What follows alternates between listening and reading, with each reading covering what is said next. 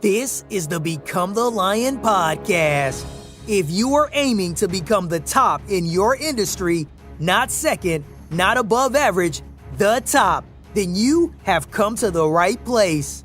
Become the Lion will provide you with weekly insights and motivation needed from our guests on how to escape the common herd that society lives in. If you're looking to change your life, then get ready. Welcome to Become the Lion. Hi, this is Trevor and Nicholas from Become the Lion, and today on the show we have Scott Wilhite. And Scott, for our audience out there who might not know much about you, do you want to give them some context on who you are? Well, Trevor, thank you so much for inviting me on. I sure appreciate you having me. So a little bit about me. I'm a filmmaker, commercial filmmaker turned social entrepreneur. And when people ask me what that means, I say it means that I'm using the talents and skills that I gained in kind of the business world, and now I'm using them to solve society's most vexing problems. And for that to me means relieving unnecessary pain. Unnecessary suffering really is what it is. And actually, I have a story about that, Trevor. You interested in stories? Yeah, I love stories. Okay. So anyway, this is years ago. It was like 2005. I was on a filming trip in Mongolia, and it was a humanitarian trip. And we were following these American doctors who were there helping people with cataract surgery removal. And anyway, with the cataracts, they live in this poor country and they don't have access to, the simple things that we have in the developed world. And the cataracts had just grown over these people's eyes and they had become blind. Like they were really blind. And I was just amazed to find that a simple surgery, it just took a few hours, and then the next day they took the bandages off, and these people could see. They were blind, completely blind, and then suddenly, they had their vision restored to them. So really, it was preventable blindness, and I thought, how tragic is that the one thing that is preventing them from seeing is their poverty and stuff. Well, what I have found, and the things that I do with, the things that I'm involved with, is I help with preventable suffering.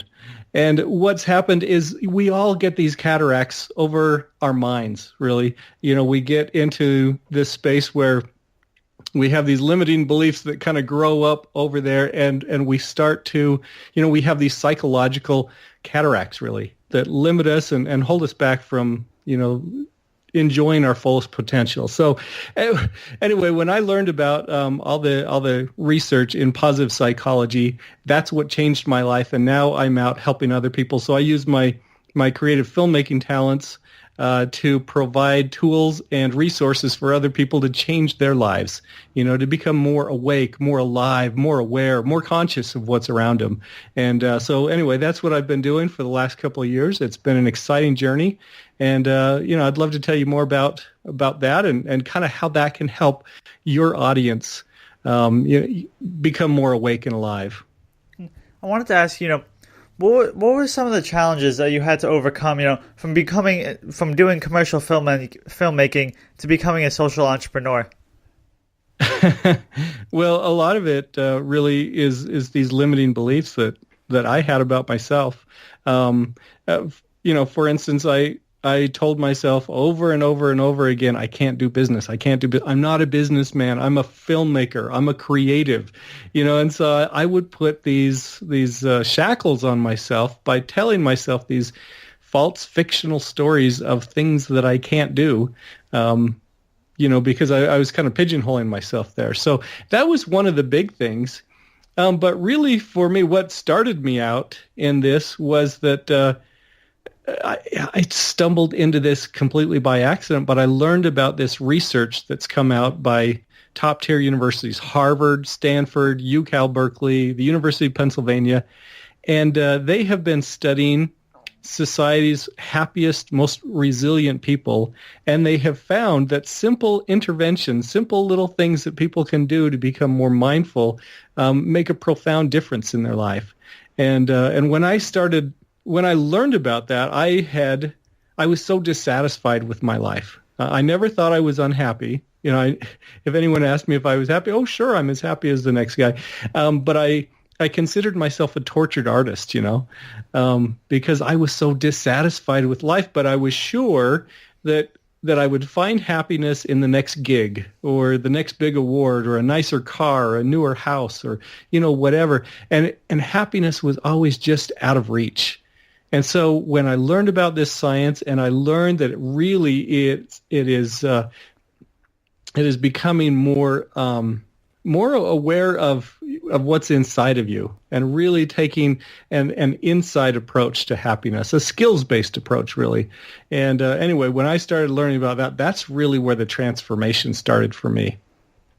And I like where you brought up the point, how you would tell yourself that you're happy even though you weren't really happy, and you thought that you'd become happy, if you got another car or you got another house or you got another promotion. But most people don't realize that happiness is already inside of you and you have to manifest itself. Absolutely. Absolutely. And it was such a surprise to me because I was actively searching for greater happiness in my life. I knew that that's what I wanted, but I felt like I'm just, this is kind of my lot in life, to be a tortured artist. And I, will always be a bit angry and frustrated. And I will always complain about budgets and clients and deadlines and management. And, and so I kind of got myself, we all do, we get ourselves in these mental ruts. We have these psychological cataracts on our minds, and we don't realize that when we can take those off and when we can see clearly, and, then suddenly, man, there are so many more options. There are so many more options in life when you are living deliberately and not reactively. And so I know a lot of your audience are entrepreneurs starting up businesses. And boy, that is tough stuff, But if you can take care of yourself first, if you can see clearly, see opportunities instead of obstacles, if you can see the possibilities instead of the problems, suddenly you now have much more power to move yourself forward and to move your projects forward. It's almost like the old adage, when you're on an airplane and they drop down the oxygen masks, you put yours on first and then you put it on someone else. You're not going to, it's almost like you have to take care of yourself first before you can take care of other people. Yeah, absolutely. And so often we don't, because we are conditioned by society to live these frantic lives, running from one thing to the next thing to the next thing. And we never stop. We never pause to, really appreciate things and to relish in the moments. And that's kind of what's interesting about all this science is that there are simple little skills that you can do, that you can gain, and simple tactics and techniques that you can do and implement in your lives, and suddenly you have much more control. Do you want me to talk about any of those? Yeah, no, I would love to hear them. Okay, and what's interesting is that as you hear these, and when I first heard about these, okay, I got to back up. When I first heard about this stuff, I bumped into this guy, and he had this little book under his arm, and and I commented about it, and he told me he was reading about the science of happiness. And there was something inside of me that just jumped out because I was like, oh my gosh, I want that. The science of happiness, holy cow, there's science behind this. And I started getting into this. And what is so interesting is that all this science, points to these very simple things that we can do in our lives, things that seem like common sense, but it turns out they're not common practice. And so, when I first heard about it, I kind of discounted it and said, oh, yeah, right, that's not really gonna make any difference in my life. And so I didn't start doing anything about it, and nothing changed. But anyway, about 3 weeks later, I realized I'm no different than I was before. And so if I do something, if I actually start, applying some of these things that they talk about, then maybe I'll see something. So that's when I started to do that. I anyway, I have now taken all this stuff and I've put it into a book. I've got a new book that just launched the beginning of this month. This is December. I'm not sure when when your podcast will air, but it's called The 7 Core Skills of Everyday Happiness. And I'm going to tell you about skill number 1. And again, remember, this sounds like it's bonehead easy. It sounds like it's not going to work. It's not going to make a difference. But trust me, you start applying it and it changes your life. So the main skill, and this comes out of all the research, like all these different studies, everyone talks about the same thing. They talk about gratitude, that if you are deliberately, actively grateful in your life, then anyway, what it is you can't be grateful and unhappy at the same time. And so if you become grateful, then suddenly, you can have this happiness. And so anyway, and I'll tell you some tricks to actively being grateful. And what happened for me too was when I heard about that, I thought, oh, I'm already very thankful. I say thank you to people all the time, but I kind of got myself in this trap of thinking that saying thank you was the same as feeling gratitude. And they're really totally different. In fact, I had it messed up in my mind that I thought, anyway, when people would do something nice for me, I actually didn't feel gratitude towards them. I felt indebtedness, because they did something for me that maybe I couldn't have done for myself, or something that I felt like they had to go out of their way to do, and I kind of felt guilty about that. And so instead of feeling positive emotions towards them, I felt these negative emotions of indebtedness. So really, I was sabotaging my own happiness by my mindset, by the things I was thinking about and focusing on. But what gratitude is gratitude is recognizing you are the recipient of deliberate kindness. And that kind of changes things because, there's like a giver and a receiver. And whether you are being grateful to, another friend who helped you, or to a coworker, or to God, or to nature, or the universe, or whatever it is, understanding that you are the recipient of deliberate kindness, that's where you start to feel stuff. You start to feel like, holy cow, I'm blessed. I live a fortunate life. Good things are happening to me. And that's when you stop, you start to stop complaining. You start to stop focusing on all the negative things going on in your lives. And anyway, that's kind of just like, that's one of the simple things that you can do to change your perspective in life, is to really be actively, deliberately grateful. Does that make sense to you? No, that definitely makes sense. And, I wanted to ask you, do you have any habits in your life or, exercises that you do every day to be grateful? I do. And I'll tell you about it. And again, you're going to think like, this is so bonehead easy. Like, it really can't make a difference. But it does. And so when I learned about, all this science and everything, I was like, man, this is so cool. It's so interesting to hear that people live longer and healthier lives when they are grateful. But I thought, okay, well, I'm just going to increase my gratitude by, maybe I'd just say my prayers and just be grateful a little bit longer or something. And anyway, I totally didn't do it. But the simple thing that people do, they say to do, is to keep a gratitude journal. And when I heard about that, I thought, man, that's so hokey. That's not really going to do anything. And so I didn't do anything for, I don't know, it was about 3 weeks. And then I realized at the end of that 3 weeks that I wasn't any different, and I was still kind of miserable and cranky. And so I thought, well, I'm going to try it.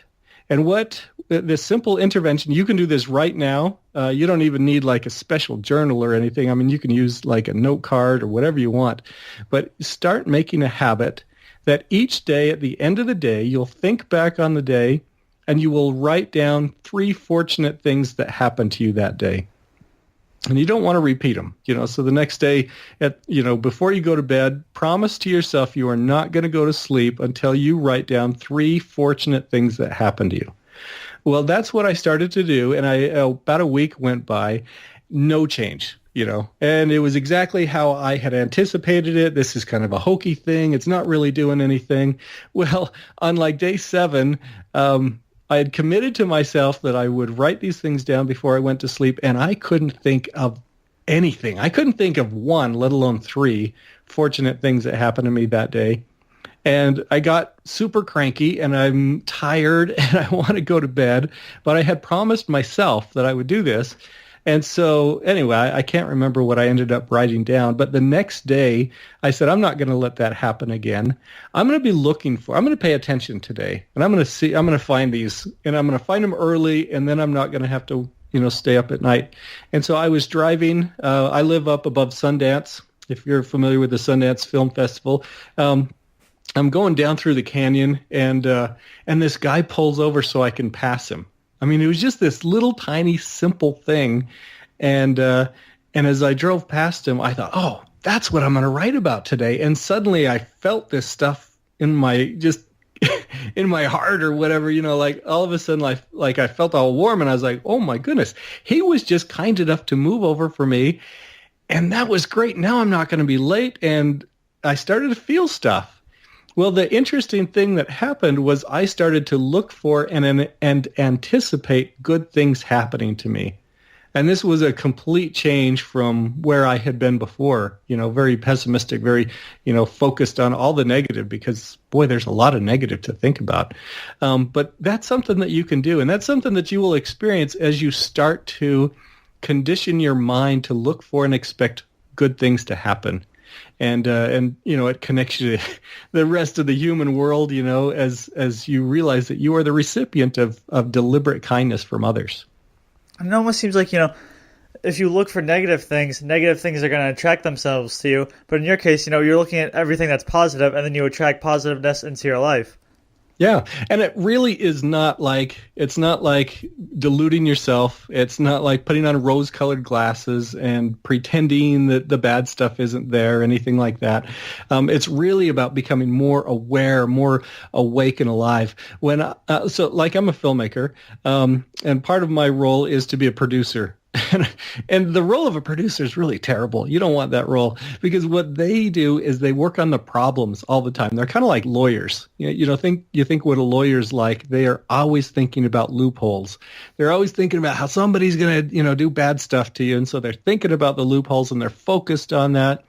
Well, a producer is, when a shoot comes up, they're always thinking about, okay, like what camera equipment's going to go down, who's not going to show up, what location's going to get blown, what weather's going to cause problems, and they're just always focused on the negative. And that's what I did. That's what, my life was about. And I was so conditioned to look for and expect bad things happening that it would absolutely happen. You look for, you find what you look for. And that would happen to me. But now that I've learned to condition myself to become more aware of what's going on around me, now I can choose the good rather than just kind of have the negative stuff thrust on me. And I'll tell you one more story that kind of ties in with this. So another time I was leaving my town, and it's about a 50-minute drive down the other way around the mountains down to this big valley where I had this. It was this first meeting with this lady who could be the biggest client I've ever had, and it was first impressions count because I'd never met her before. It was kind of a setup from a friend that I was even able to have the meeting. Well, as I'm leaving my town, I look down and there's a little yellow-orange light in my car that tells me there's something wrong with my tire. And I hop out. And I go to the front, I walk around on my tires, and I notice in the front driver's side tire there is this silver screw head sticking out. And I just kind of lose it. I get back in the car, and I'm just kind of freaking out a little bit, because, put yourself in that situation. What would you do? This is your first meeting. You're an entrepreneur. This could mean everything for your business. And now you've blown it, and even if by some miraculous chance you get down there and you get to the meeting, what's your headspace going to be like? You're going to be furious, disappointed, discouraged, all these different negative things. Well, anyway, that's where I was. And then I stopped a moment and took a deep breath. And I thought, no, wait, what have I learned with all of this positive psychology? What have I learned in this? And so I took a deep breath. And I just kind of assessed the situation and I thought, okay, what's really going on here? And I looked at that little light and I realized that light didn't tell me I had a flat tire. That light told me I was going to have a flat tire. And suddenly that's a totally different story, because now there's something I can do about it. Well, really quick, I was able to call my daughter. She met me at a tire store. We switched cars. I dropped her off, and I was on the road with, just 20 minutes of downtime. And then because we live in this amazing time, I have a cell phone. And so I'm able to call ahead and tell the lady, I'm going to be 20 minutes late. I apologize, but I got a flat tire, but I want to come so bad. I've made arrangements to get here. And she said, great. She knew that I was going to be late. And then the whole rest of the 50 minutes that I'm driving down, I am thinking about how fortunate I am that I live, that I first of all, that I have a car that's smart enough to tell me not that I have a flat tire, but that I'm going to have a flat tire, and that I didn't get stuck out in the middle of nowhere, and I didn't ruin my rim, and I'm just thinking about all these fortunate things. And so when I meet her for the first time, I am like energized and I am excited because I live in such a fortunate time and I have such a fortunate life, which is can you kind of see the difference that you have there? Being more conscious, more aware, and it's not about deluding yourself or pretending the bad stuff doesn't happen, but it's about choosing where you're going to put your focus. And so we all have that opportunity. We have ways that we can, choose our focus and decide what we want to have in our lives as the good stuff. And as you understand that happiness is a skill, that mindfulness is a skill, and you start to implement some of these things in your life, then suddenly, you have power rather than living reactively or just, in response to bad stuff happening. And I know, anytime something that used to happen to me before I developed a positive mindset, it was almost like any negative thing that would happen to me, I would get so upset. But I feel like it's now I can look at that negative thing and then be like, all right, let's see how I can control it. And it's weird. It's like almost every time something negative happens, it ends up turning into a positive. Yeah. Yeah. When you have control, when you take time to be in charge of your mind like that, instead of just, getting stuck, because bad stuff's going to happen all the time. And you can totally let it derail you. It totally used to do that, and still does occasionally for me. But I'm able to catch myself a lot faster now before I spiral down, and then I'm not digging myself out of a huge pit like I used to. There's a lot of negativity in the world, and obviously, no matter how much we try, we can't avoid it. But how have you been able to deal with negative things that do arise in your life? Really, it is taking a skills-based approach to happiness. When I learned about this science and I started applying it in my life, anyway, I kind of pioneered this 7 skill-based approach to happiness. And so I use those skills all the time. One of the interesting things, like there's tons of research. If you want to go out there, there are tons of great books by scientists who have been studying the happiest, most resilient people out there in the field of positive psychology.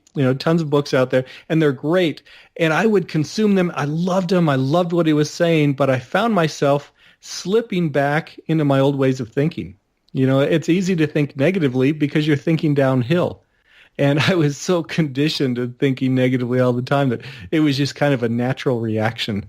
And so what I started to do is I created this system for myself using kind of some filmmaker techniques of carrying cards, if you're familiar with that. If you know people who are screenwriters or, who write scripts, a lot of times they will carry 3x5 cards around with them and have like scenes on them. Anyway, I used kind of that system to start working on a different skill a day and a different activity and a different, a different idea and, these different things that would kind of help me live deliberately. And as I started to do that, I realized that I was mentally conditioning myself to a new mindset, to embrace a new idea. And, your mind is a muscle. And it's, you have these, the more you use repetition, just kind of like with physical fitness and physical health, one day at the gym or a couple of push-ups or sit-ups isn't going to make a big difference. But if you do it consistently over time, then you're able to change and you're able to really create a lifestyle. And so that's really what's been successful to me, is to have this system that helps me train myself to understand these skills and to be using them in my life so that they're more natural, and I could use them, when things pop up, when bad things happen, or when somebody, anyway, the ways that I used to, fly off the handle and be very reactive. So, yeah, I mean, you can do the research, you could find a bunch of these books that will help you, but the key really is repetition. And if you create a system for yourself, great. If you want to use somebody else's system, that's awesome. But it's that repetition that really helps you build great skills.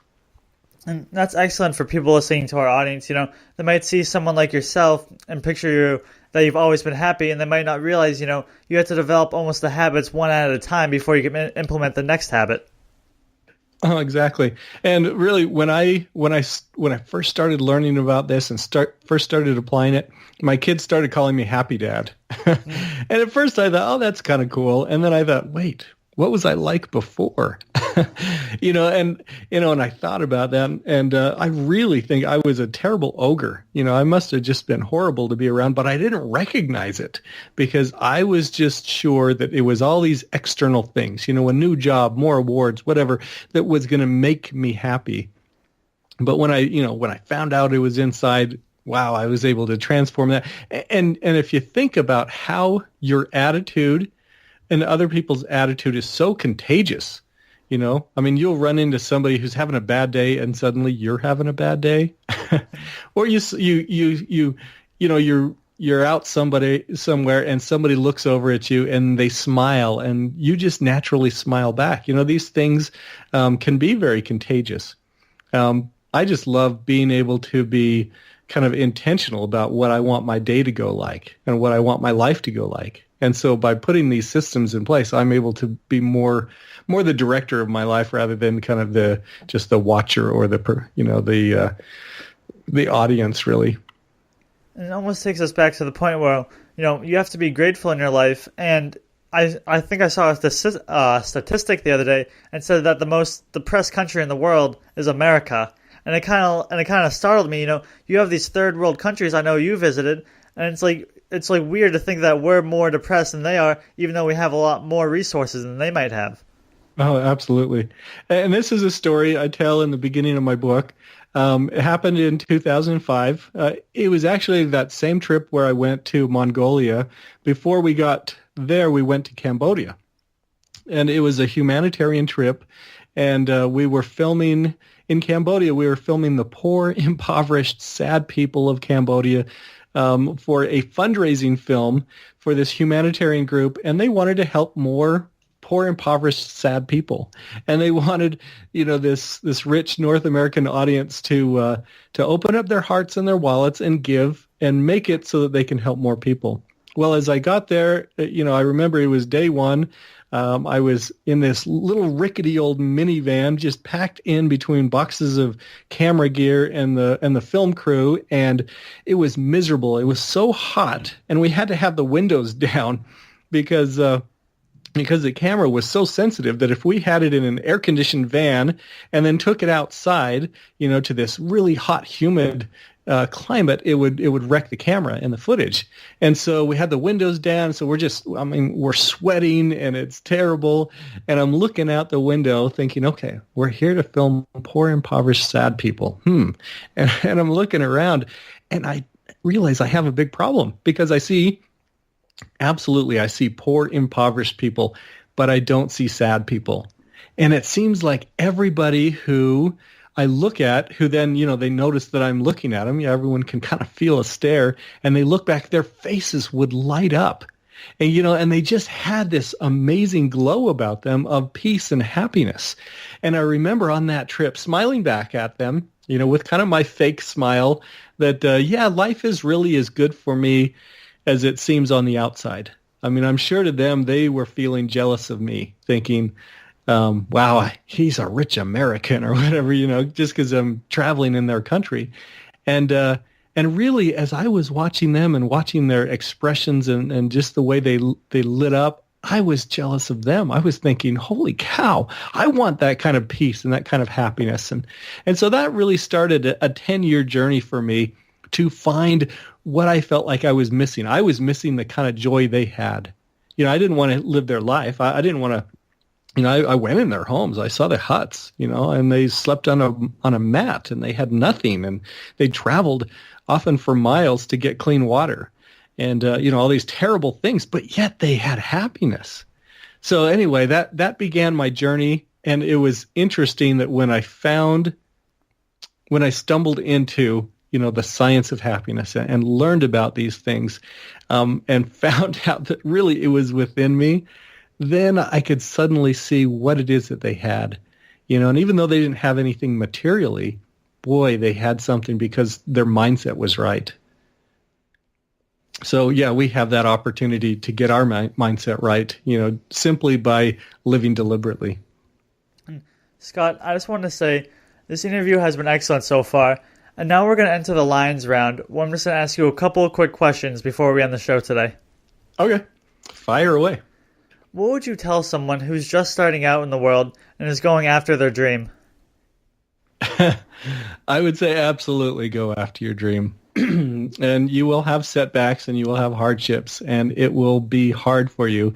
But if you really want to live, if you really want to be true to yourself, find a purpose to live for. Find something outside of yourself, bigger than yourself, that you want to, like Steve Jobs said, make a dent in the universe. Find something that you can leave as your contribution that shows that you came here and you did something and you left something great for someone else. So absolutely go after your dreams. I really I'm a big fan of Steve Jobs. I actually have in front of me, I have a quote, a wall quote that says, here's to the misfits, the crazy ones, like that quote. And I feel like he was just such an impactful person in the world. Absolutely. Absolutely. And you know what? He had a practice too. I mean, I hope this doesn't derail where you were going, but he had a practice that at night he would look back on what went right that day. And if you think about any time you're in charge of technology, when you're building stuff and creating stuff and inventing things that have never happened, things go wrong. Things always go wrong with technology. But he was able to condition his mind to focus on what went right, what was good about today. And because he had that habit, I think that totally helped him, to be as inventive and creative as he was. He's certainly an amazing person. And I wanted to ask you, do you have 2 or 3 books that you would recommend for our audience to read? I do. This may sound selfish, but I love the book that I just wrote. It's called The 7 Core Skills of Everyday Happiness, and I would recommend that because it's story-based. It takes all this science that's come out of positive psychology, and it wraps it around stories. And that's how we learn. That's how we live. Stories give us the framework for living. So I'd recommend that. And if that sounds too selfish, then you could go on to my next one. The next one would be, I'd say, The Happiness Advantage by Sean Achor. And if you want to just like an easy step into that, you can look him up on YouTube. He gave one of the most popular TED Talks ever. And so it's Sean Achor, Achor, The Happiness Advantage. Anyway, that's an awesome one. He's an ex-Harvard guy, and he talks a lot about the science of happiness. The next one, the third one that I would recommend is called The How of Happy. And it's by Sonia, and I have a hard time with her last name. It's like Liebermersky. She's a researcher, I think, out of the University of Cal Berkeley. And what's great about her book is it's very actionable. She gives you lots of activities that you can do, and by doing these things, you're able to self-generate. You can spark your own happiness whenever and wherever you are. So The How of Happy, The Happiness Advantage, and The 7 Core Skills of Everyday Happiness, 3 great books that'll get you started on what is possible with your mind. Yeah, no, I'll have to check all of them out. And I know that's something, it's almost like you never get taught how to be happy. It's something you kind of have to, learn and develop. Yeah. Yeah, well, actually, we're taught the wrong way. We are conditioned all the time to believe that happiness is outside of us, and that if you work hard, then you will be successful, and if you're successful, you'll be happy. But that's not true. I mean, how many highly successful people do you know, who are hardworking, very successful, very famous, whatever people who are maybe very wealthy and everything, who are miserable. And you could just see it, and you could tell, and you could feel that. But yet if we reverse the formula, if we say, what do we really want in life? We really want to be happy. And then if we focus on the right way to do that, and again, there are a lot of ways to get caught in the myths of happiness so that, we're actually going off the wrong way as we strive for greater happiness. But as we refocus and we say, okay, I want to be happy, and then we do the things that will lead to that happiness, the correct stuff for lasting happiness, you can, suddenly that changes everything. I love that. And Scott, last question of the day. Where can our audience find you? The easiest place to find me is my website, which is encourage.life. It's the letter N, the word courage.life. And we have a whole bunch of tools that will help you mentally condition yourself. In fact, when you go there, you will be given a chance to get a video series called The 3 Mindsets of Success. And that will help you just kind of understand some of these, some of your limiting beliefs and how to overcome them. But the best way to get a hold of me is to go to my website, encourage.life, the letter N, the word courage.life. And Scott, I'd just like to say thank you so much for taking the time today to speak with our audience. Oh, thank you, Trevor. I'm glad that you have this, and I'm glad that you've put this together. And I checked out some of your YouTube videos. If you guys are listening and you haven't checked out, the YouTube videos for Become the Lion Boy, they've got some really motivational stuff out there. Check it out. Thanks for listening to Become the Lion. Everything from today's show will be in our show notes on our website. Don't forget to subscribe and leave a review on iTunes. Till next week, don't stop grinding.